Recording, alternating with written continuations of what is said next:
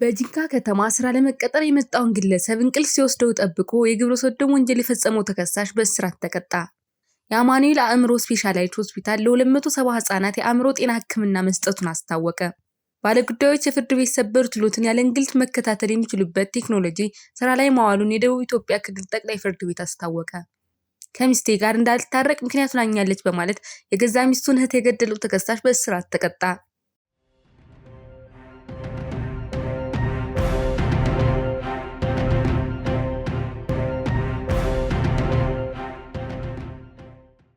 በሳውዲ ለእስር ተዳርገው የነበሩ 1655 ኢትዮጵያውያን የምህረት እወጃ ተሰጣቸው። በሳውዲ አረቢያ ለእስር ተዳርገው የነበሩ 1655 ዜጎቻችን የፍርድ ሂደታቸው ተቋርጦ የምህረት እወጃ እንዲሰጣቸው ተደርጓል ሲል የውጭ ጉዳይ ሚኒስቴር አስታወቀ።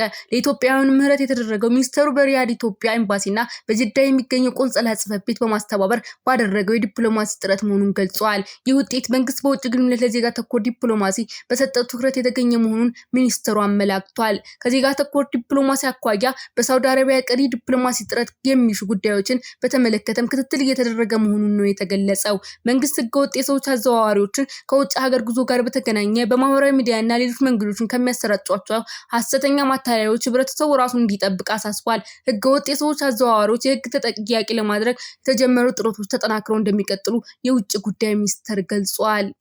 በጂንካ ከተማ ስራ ለመቀጠር የመጣውን ግለሰብ እንቅልፍ ሲወስደው ጠብቆ የግብረ ሰዶም ወንጀል የፈጸመው ተከሳሽ በእስራት ተቀጣ። በጂንካ ከተማ አስተዳደር አዲስ መናኸሪያ ተብሎ በሚጠራበት አካባቢ የግብረ ሰዶም ወንጀል የፈጸመው ተከሳሽ በ13 ዓመት ጽኑ እስራት መቀጣቱ ተገልጿል። ተከሳሹ በፌዴራል ወንጀል ህግ አንቀጽ 631 ላይ የተደነገገውን በመተላለፍ ሚያዝያ 1 ቀን 2018 ዓ.ም ዕለተ ሐሙስ በግምቱ ከምሽቱ 2 ሰዓት አካባቢ በጂንካ ከተማ ንደመር ቀጠና አዲስ መናኸሪያ ተብሎ በሚጠራበት አካባቢ እድሜው 17 ዓመት የሆነ የግል ተበዳይ የስራ ሰራተኛ አገናኝ ኤጀንሲ ድርጅት ቤት ውስጥ ተገኝቶ ባለበት ተከሳሽም እዛው ስራ ፍለጋ በመምጣት ስራ እስከሚያገኝ ከተከሳሽ ጋር አብረው አንድ ቤት ውስጥ ተኝተው እያሉ የግል ተበዳይ እንቅልፍ መውሰዱን ሲያውቅ የግብረ ሰዶም ወንጀል የፈጸመ መሆኑን የጂንካ ከተማ አስተዳደር የመንግስት ኮሚኒኬሽን ጉዳዮች የህዝብና ሚዲያ ግንኙነት ዳይሬክተር አቶ ዩሱፍ አህመድ ለዴሊ ኒውስ ተናግረዋል። የጂንካ ከተማ ፖሊስ ምርመራ ክፍል በደረሰው ጥቆማ መሰረት ተከሳሽ አቶ መለስ አሰፋ የተባለው ላይ የወንጀል ምርመራ መዝገብ ተከፍቷል። ይህን ተከትሎ የግብረ ሰዶም ወንጀል ክስ በሰውና በሕክምና ማስረጃ በማስደገፍ ለጂንካ ከተማ መጀመሪያ ደረጃ ፍርድ ቤት ክስ አቅርቦ ይህንን የክስ ሂደት ተከታትሎ የጂንካ ከተማ መጀመሪያ ደረጃ ፍርድ ቤት ተከሳሽ የወንጀሉን ድርጊት አልፈጸምኩም በማለት ክዶ ቢከራከርም አቃቢ ሕግ ባቀረባቸው የሰውና የሕክምና ማስረጃ ክሱን በአግባቡ በማስረዳቱ ተከሳሹ እንዲከላከል ብይን ቢሰጥም ተከሳሽ ክሱን ያላስተባበለና ያላስተካከለ መሆኑ ተገልጿል። ፍርድ ቤቱ ተከሳሽን ጥፋተኛ በማለት የግራ ቀኙን የቅጣት አስተያየት በመቀበል በቀን ሰኔ 1 ቀን 2018 ዓ.ም በዋለው ችሎት ተከሳሽን ያርማል፣ ሌሎችንም ያስተምራል በማለት የ13 ዓመት ጽኑ እስራት እንዲቀጣ ውሳኔ ተላልፎበታል። የአማኑኤል አእምሮ ስፔሻላይዝድ ሆስፒታል ለ270 ህጻናት የአእምሮ ጤና ህክምና መስጠቱን አስታወቀ። በ2018 በጀት ዓመት 9 ወራት በተመላላሽ ህክምና ክፍል 270 ለሚሆኑ ህጻናት የአእምሮ ጤና አገልግሎት መስጠቱን ሆስፒታሉ አስታውቋል። ከተመሰረተ ከ80 ዓመት በላይ ያስቆጠረው የአማኑኤል አእምሮ ስፔሻላይዝድ ሆስፒታል አገልግሎት ፈላጊዎች ሳይስተናገዱ የመመለስ ዕድላቸው 0% ማድረሱን ለኢትዮጵያ ዴሊ ኒውስ ተናግረዋል። የሆስፒታሉ የህዝብ ግንኙነትና ኮሚኒኬሽን ዳይሬክተር አቶ አብይ የኔዓለም ናቸው። በአሁኑ ወቅት አንድ ታካሚ ካርድ አውጥቶ ህክምናውን ጨርሶ ለመውጣት የሚፈጅበት ጊዜ በአማካይ 43 ደቂቃ ብቻ መሆኑን ገልጿል። በተኝቶ በተመላላሽ በድንገተኛ ህክምና፣ በጭንቅላት ምርመራ፣ በኤሌክትሪክ ንዝረት ህክምና፣ በህፃናት አእምሮ ህክምና፣ ከህግ ጋር በተያያዙ የአእምሮ ህክምና ምርመራን ጨምሮ የነርቭ ህክምናዎችን እየሰጠ ይገኛል። ከህክምና አገልግሎት ጎን ለጎን በሀገራዊና በማህበራዊ አገልግሎት ዘርፍ የበኩሉን ድርሻ እየተወጣ እንደሚገኝ የገለጸው ሆስፒታሉ በላቦራቶሪ ዘርፍ 88 የምርመራ አይነቶች በመስጠት ላይ እንደሚገኝ ተናግረዋል።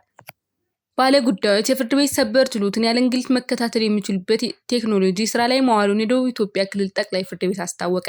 የደቡብ ኢትዮጵያ ክልል ጠቅላይ ፍርድ ቤት ሰበር ሰሚ ችሎት ባለጉዳዮች በቴክኖሎጂ በመታገዝ ጉዳያቸውን በአቅራቢያቸው ሆነው የሚከታተሉበት ችሎት በስራ ላይ ማዋሉን አስታውቋል።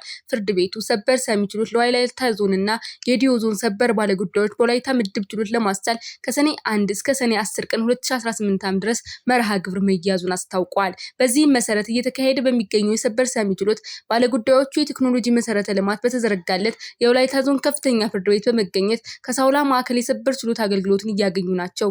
የውሳኔ ኮፒና ሌሎች የችሎት ትዕዛዞች በቴክኖሎጂ በመታገዝ ወዲያውኑ እልባት ማግኘት ችለዋል ተብሏል። ይህ የቴክኖሎጂ አጠቃቀም ባለጉዳዮች ፍርድ ቤት ሂደቶቹን ያለ እንግልት በፈጣንና በዘመናዊ መልኩ እንዲከታተሉ ከማስቻሉ በላይ ፍትህ ተደራሽነትና ግልጸኝነት ለማረጋገጥ እየተደረገ ላለው የዲጂታላይዜሽን ጉዞ ትልቅ ማሳያ መሆኑ ተገልጿል። በቀጣይም የቴክኖሎጂ መሰረተ ልማትን ቀድሞ በማሟላት በክልሉ ውስጥ ባሉ ሁሉም ዞኖች፣ ሬጂዮ ፖሊስ፣ ከተማ ከፍተኛ ፍርድ ቤቶችና ማረሚያ ቤቶች ይህ አገልግሎት ተግባራዊ ይሆናል ነው የተባለው። አሁን ላይ ባለጉዳዮች በአቅራቢያቸው ሆነው በቴክኖሎጂ በመታገዝ አገልግሎቱን እንዲያገኙ የተለያዩ ስራዎች እየተሰሩ መሆናቸውን ኢትዮጵያ ዴይሊ ኒውስ ከደቡብ ኢትዮጵያ ክልል መንግስት ጠቅላይ ፍርድ ቤት ያገኘው መረጃ ያመለክታል። ከሚስቴ ጋር እንዳልታረቅ ምክንያቱን አኛለች በማለት የገዛ ሚስቱን እህት የገደለው ተከሳሽ በእስራት ተቀጣ። በአሊባቡር ዞን ነዲናን ወረዳ ኮምቦልቻ ከተማ ነዋሪ የሆነው ደበሌ በቀለ የ31 ዓመት ወጣት ሲሆን በ2012 ዓ.ም ትዳር መስርቷል። የጥንዶቹ ጥምረት ሰላማዊና በአንድ ሴት ልጅ የተባረከ እንደነበር በዞኑ ፖሊስ ዋና መምሪያ የኮሚኒኬሽን ጉዳዮች ጽህፈት ቤት ኃላፊ ምክትል ኢንስፔክተር አበራ ሰፋ ለኢትዮጵያ ዴይሊ ኒውስ ተናግረዋል። ሆኖም ግን ከ2018 ዓ.ም ወዲህ አለመግባባቶች፣ ግጭቶች ነበሩ። በዋነኝነት የግጭታቸው መንስኤ እቤት ውስጥ የነበረ ፍቅር ቀንሷል የሚል የሚስት ጥያቄ ሲሆን ይህንን ለማስተካከል በባል በኩል የተወሰደ ማስተካከያ የለም በሚል ነው። አለመግባባቱ በሂደት ከመፈታት ይልቅ እየተባባሰ በመሄዱ በትንሳኤ በዓል ሰሞን ሚስት ቤቷን ጥላ ህፃን ልጇን ይዛ ወደ ቤተሰቦቿ ትሄዳለች። ትመጣለች ብሎ የሚጠብቀው ባል ሽማግሌ ቢልክም በሚስት ፈቃደኛ ለመሆን ነገሮች በእንጥልጥል ላይ እንዳሉ 21 ቀናት ተቆጠሩ። በእነዚህ ቀናት ለባል ተባራሪ ወሮች ይደርሱ ጀመር። ይኸውም ለባለቤቱ ታናሽ እህቷ ወደ ትዳሯ እንዳትመለስ ግፊት ታደርጋለች የሚል ያልተረጋገጠ ወሬ ነበር። በተደጋጋሚ ፌኔትና የሄት ባል ተገናኝተው ቢያወሩም አንቺ ነሽ ወደ ትዳሯ ቤት እንዳትመለስ የምትመክሪያት የሚለውን ያልተጨበጠ ጥርጣሬ ወደ ዛቻ ሲቀየር ፌኔት ጉዳዩን በጥንቃቄ መመልከት ጀመረች።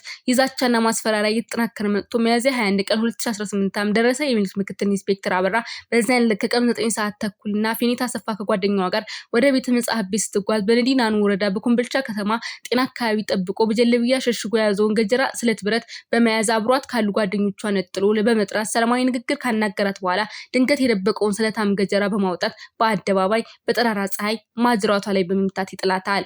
ፌኔት የደረሰባት ምትወድቃ ባለችበት ተከሳሽ በተደጋጋሚ በመምታት ባደረሰባት ጉዳት ህይወቷ አልፏል። ድርጊቱ የፈጸመው ተከሳሽ ወዲያውኑ ሩጦ እጁን ለፖሊስ ይሰጣል። ፖሊስም የወደቀችውን ታዳጊ ወጣት አስከሬን በማስነሳት ወደ መቱ ካርል ስፔሻላይዝድ ሆስፒታል በመላክ የምርመራ መዝገቡን ማደራጀት ይጀምራል። በወቅቱም ቤቷን ጥላ ወላጆቿ ጋር የነበረችው ሟች ታላቅ እህት በፖሊስ የሰጠችው ማስረጃ ቃል በሁለት ግጭት ሟች እህት ምንም የምታውቀው ነገር እንደሌለና እንዲያውም ወደ ትዳሯ እንድትመለስ ተገፋፋት እንደነበር ተናገረች። ነገሩ የተገላቢጦሽ ሆነና ግን ለፈተና ወራት የቀራት ፌኔት በአሰቃቂ ሁኔታ ህይወቷን አጣች። ፖሊስም የምርመራ መዝገቡን በማደራጀት በአስከሬን ውጤት ለማደራጀት አጠናቆ ለአቃቢ ህግ ልኳል። አቃቢ ህግን በከባድ የሰው መግደል ወንጀል ክስ ይመሰርታል። ክሱን የተመለከተ የአሊባቡር ዞን ከፍተኛ ፍርድ ቤት ግንቦት 26 ቀን 2018 በዋለው ችሎት ባልተረጋገጠና ምንም አይነት ተጨባጭ ማስረጃ ሳይኖረው ሟችን ትዳሬን ያፋታሽ ወንጀልሽ በማለት የግድያ ወንጀል መፈጸሙ እጅግ ነውረኛ፣ ጨካኝና አደገኛ መሆኑን የሚያሳይ ቢሆንም በሁለቱ የክስ ማቅለያዎች ፍርድ ቤት በ21 ዓመት እስራት እንዲቀጣ የወሰነበት መሆኑን ምክትል ኢንስፔክተር አበራ አሰፋ ጨምረው ለዴይሊ ኒውስ ተናግረዋል። በሐዋሳ ከተማ ጎዳና ላይ የደም ግፊትና የስኳር በሽታ ልየታ ከተደረገላቸው ሰዎች ውስጥ 11 በመቶ የሚሆኑት በሽታው ተገኝቶባቸዋል ተባለ። በልየታው ከ879 ሰዎች መካከል 105ቱ ነዋሪዎች በሽታው እንደተገኘባቸው ተጠቁሟል። ተላላፊ ያልሆኑ በሽታዎች ለመከላከል በከተማዋ ህዝብ በሚበዛባቸው ስፍራዎች ነፃ የደም ግፊትና ስኳር ህመም ልየታ ማድረጉን የሐዋሳ ዩኒቨርሲቲ ሕክምናና ጤና ሳይንስ ኮሌጅ አስታውቋል። ሆስፒታሉ ከዓለም ስኳር ፌዴሬሽን፣ ከኢትዮጵያ ስኳር ህሙማን ማህበርና ከሲዳማ ክልል ጤና ቢሮ ጋር በመተባበር የደም ግፊትና የስኳር ህመም ልየታ ዘመቻ አካሂዷል። በኮሌጁ ማህበረሰብ አገልግሎት ዳይሬክተር አቶ ወንዱሰን አበራ ለኢትዮጵያ ዴይሊ ኒውስ እንደተናገሩት ኮሌጁ ተላላፊ ያልሆኑ በሽታዎችን በመከላከል ረገድ ከማህበረሰቡ ጤና ትምህርት ዘርፍ ባሻገር በስሩ ባለው ኮምፕሬሄንሲቭ ስፔሻል ሆስፒታል መጠን ሰፊ አገልግሎቶች እየተሰጠ ይገኛል። በዚህ መሰረት ላለፉት 3 ቀናት በሐዋሳ ከተማ ህዝብ በሚበዛባቸው ስፍራዎች ድንኳን በመትከል ነፃ የደም ግፊትና ስኳር ህመም ልየታ ዘመቻ ማካሄዱን ተናግሯል። 879 ነዋሪዎች በልየታ ዘመቻው ተጠቃሚ መሆናቸውን አቶ ወንዶሰን ገልጸው በምርመራው ወቅት የደም ግፊትና የስኳር ህመም ምልከታ የታየባቸው 105 ነዋሪዎች በአቅራቢያቸው ወደሚገኘው ጤና ተቋም ሄደው የአስቸኳይ ህክምና እንዲያገኙ መደረጉን ጠቅሰዋል። በተመሳሳይ መልኩ ከአንድ ወር በፊት በተካሄደ የአይን ሞራ ጉዶሽ ቀዶ ህክምና ዘመቻ ሆስፒታል ከ1000 በላይ ነዋሪዎች ተጠቃሚ ማድረግ መቻሉን አቶ ወንዶሰን ጨምሮ ለጣቢያቸው ገልጸዋል። በዚህ መሰረት ላለፉት 3 ቀናት በሐዋሳ ከተማ ህዝብ በሚበዛባቸው ስፍራዎች ድንኳን በመትከል ነፃ የደም ግፊትና ስኳር ህመም ልየታ ዘመቻ ማካሄዱን ተናግሯል።